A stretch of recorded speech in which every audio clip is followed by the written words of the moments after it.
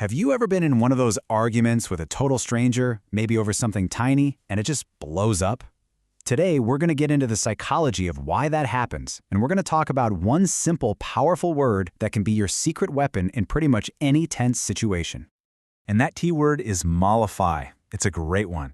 To mollify someone just means to soothe them, to calm them down. It's like taking a situation that's about to boil over and just turning the heat way down. It's all about reducing that intensity, and it's a skill that, honestly, we could all get a little better at. So, this leads to a really interesting question. Just think about it for a second.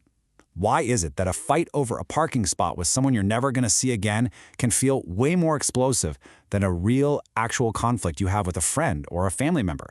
It doesn't really make sense on the surface, does it? Well, the answer lies in something we can call the conflict paradox, and it's all about how our brains deal with what's familiar versus what's a complete unknown. To really get this, the source material uses this brilliant metaphor. Think of any conflict like you're traveling. When you're dealing with loved ones, you're in a place you know well, but with strangers, you're stepping into a brand new, totally unexplored land. Right, so with loved ones, we're in that familiar land. We know the terrain, we know their triggers, their soft spots, their limits. We basically have a map of how to navigate that relationship. But with a stranger, it's a completely new land. We're off the map. They're a total mystery, and that makes the whole situation feel super unpredictable, maybe even a little dangerous. And it's this idea of being in unknown territory that's so important. Because when you don't have a map to guide you, you're forced to make a really critical decision pretty much every step of the way. Without that map, without knowing the rules of engagement with this other person, you're basically standing at a crossroads. Every single thing you say, every move you make becomes this huge choice that can send the whole interaction in one direction or another. And that choice really boils down to two very different paths. Path one is to escalate. The thinking here is kind of like, hey, I'll never see this person again, so who cares what I say? The gloves are off. But path two is to de-escalate. This is the more thoughtful route, right? The goal isn't about winning, it's about being civil and just keeping the peace. So that brings us to the really practical part. We get the psychology now, but how do we actually choose that second path? How do we get good at choosing our battles and using this idea of mollify?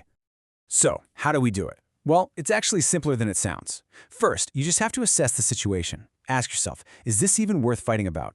Most of the time, the answer is no.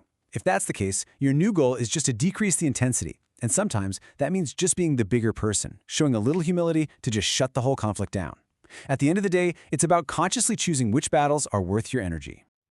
And de-escalation doesn't always have to be this super serious formal retreat. Sometimes the most powerful tool you have isn't humility, it's humor. I love this quote because it's so true.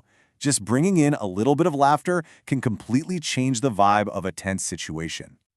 Just picture this. Two drivers, faces red, staring each other down at a red light, about to just lose it. And then you spot a bumper sticker on one of their cars, and it says, "Call for a free estimate." The sheer randomness of that right in that moment can just break the tension. That's a perfect example. That little surprising detail is all it takes to completely mollify a situation. So, we'll leave you with this thought. Look, conflict is going to happen. It's just part of life, whether you're in a familiar land or a totally new one. But you are always standing at that crossroads, and you always have a choice. So the next time you feel that argument starting to heat up, how are you going to choose to navigate? How are you going to mollify it?